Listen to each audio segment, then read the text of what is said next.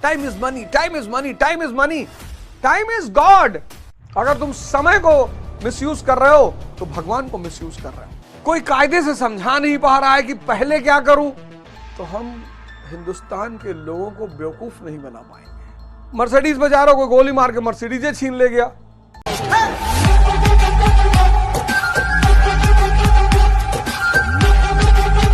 कौन कहता है कि धर्म पाखंड है?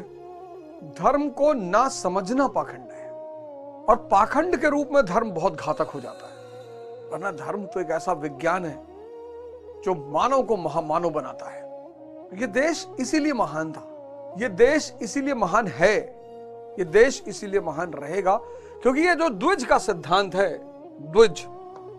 ये जो द्विज का सिद्धांत है, ये इस देश की सबसे बड़ी खोज है। ये भगवान बनाने का सिद्धांत है, भगवान निर्माण का सिद्धांत। मैंने आपसे कितनी बार कहा कि मुझे ये बात बहुत परेशान करती थी कि आखिर भगवान इसी देश में क्यों पैदा होते हैं। ये भगवान निर्माण का सिद्धांत है। द्विज, ट्वाइस बॉर्न, पहला जन्म मां देती है। आदमी किस पे जीता है? इंद्रियों पे। दूसरा जन्म गुरु देता है। आदमी किस पे पहुंच जाता है? चैतन्य पे। एग्जाम्पल, सिद्धार्थ क्या बने? बुद्ध। एग्जाम्पल, वर्धमान क्या बने? महावीर। एग्जाम्पल, नरेंद्र क्या बने? स्वामी विवेकानंद। आज जो भारत का आदमी वो दुविधा में है। वो कहता है यार अगर ध्यान करूं तो फिर ये मर्सिडीज छूट जाएगी, महल छूट जाएगा, रोलेक्स छूट जाएगी, और ध्यान ना करूं तो ये सब होते हुए भी अशांति है। कोई कायदे से समझा नहीं पा रहा है कि पहले क्या करूं। आज तुम भारत के मन की दुविधा देखो।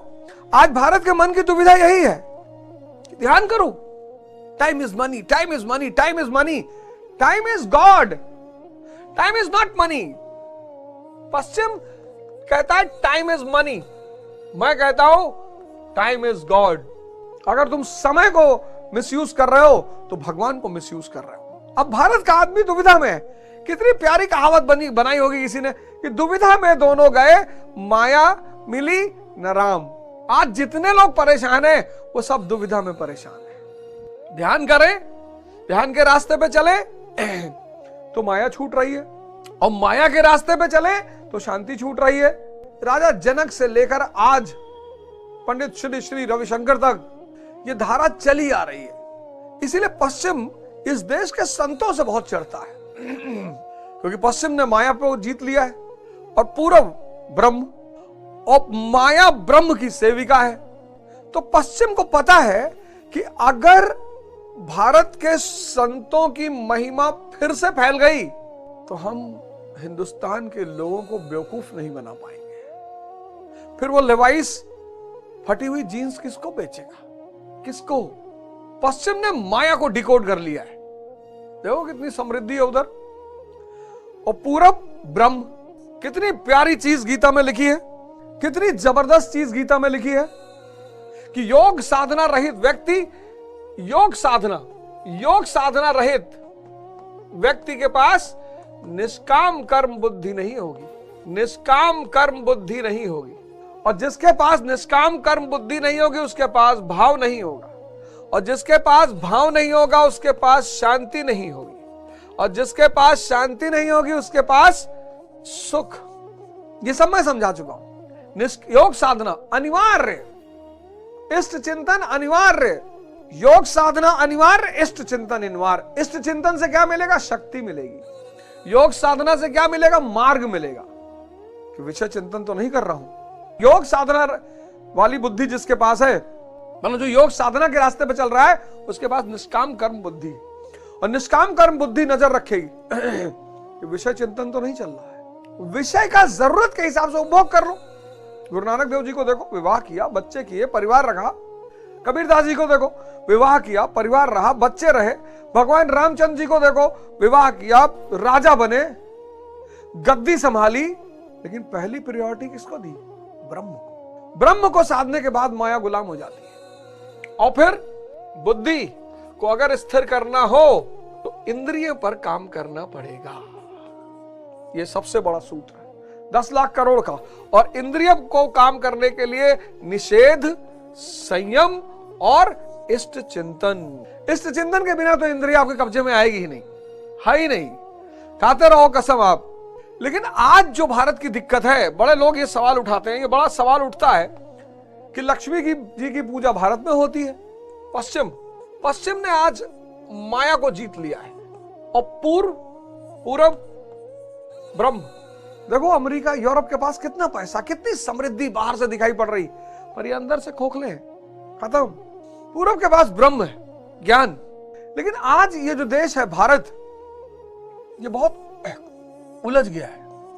आज भारत बहुत उलझ गया है। और क्यों उलझा मैं बता दूं, बड़ा एक छोटा सा सूत्र है, दुविधा में दोनों गए माया मिली न राम। दुविधा है आज पूरब के पास, दुविधा में दोनों गए माया मिली न राम। कितनी बड़ी कहावत है ये। आज का भारत का आदमी दुविधा में है। संसारी जो है उसके लिए परमात्मा निशा के समान है, जो संसारी है उसके लिए परमात्मा निशा के समान है, और जो सन्यासी है उसके लिए माया निशा के समान है। परमात्मा या ब्रह्म, जो संसारी है उसके लिए ब्रह्म परमात्मा निशा के समान है। दिखाई नहीं पड़ता, हो भी नहीं और हर जगह हो। अपनी पहचान की खातिर है बनाया सबको, सबकी नजरों से मगर खुद को छिपा रखा है।